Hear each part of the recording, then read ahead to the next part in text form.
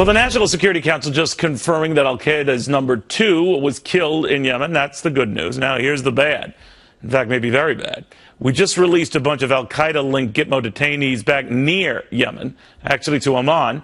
And Lieutenant Colonel Tony Shaffer says that could be a big problem, a very big problem. Why, Colonel? Well, for several reasons. And by the way, Neil, I can't help but notice you stumble on a great new sitcom title, Hello, Oman. Hilarity ensues as we chase down the al-Qaeda guys. Unintentional. I know, it's great. But no, hey, look, the guy that we just was able to kill in Yemen had one of the former detainees killed along with him in Yemen. So that's a clue. These guys that we're releasing, Neil, are not going and weaving baskets or taking up rug making. They're actually going back to the battlefield at significant numbers.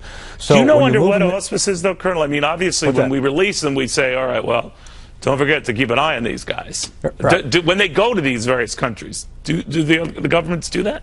Not a good job. And as a matter of fact, this National Security Council has done everything to hobble our ability to do that. They actually are doing everything they can to prevent us from doing that. So I have no confidence that we're doing anything to track these guys we're releasing in Oman. And one of these guys was bin Laden's, I believe, bodyguard. And so there's no doubt in my mind that this guy is going to be going about trying to find a way to re-engage those terrorist elements he's already been working with. And we know this. This president said through the Security Council that we know these guys are bad. We are aware that there's a chance, but they don't care. And that's what makes it far worse than simply saying we're going to take a chance to see what happens. They know the chances are bad. Colonel, we already know as well that there are about 100 left, I think, at Gitmo. And the administration's goal is to empty that place out before the president leaves office. Where are they all going to go?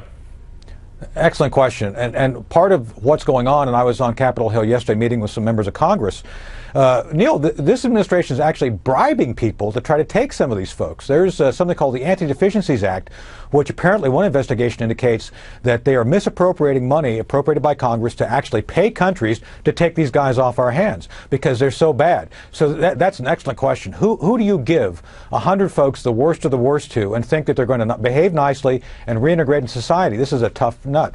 With that said, we're releasing people who should either be locked up for life or put to death. Two of the Taliban 5 were materially involved in the attack of 9/11. They should be, again, at minimum, in prison for life. So I don't understand how this administration, this White House, is not only endangering the lives of our military men and women on the battlefield, but actually doing things which goes against our principles regarding holding people accountable for heinous acts. I don't understand it. You're not the only one. Colonel Tony Shaffer, good seeing you again, my friend. Thank you. Hey, thank you. Well, by my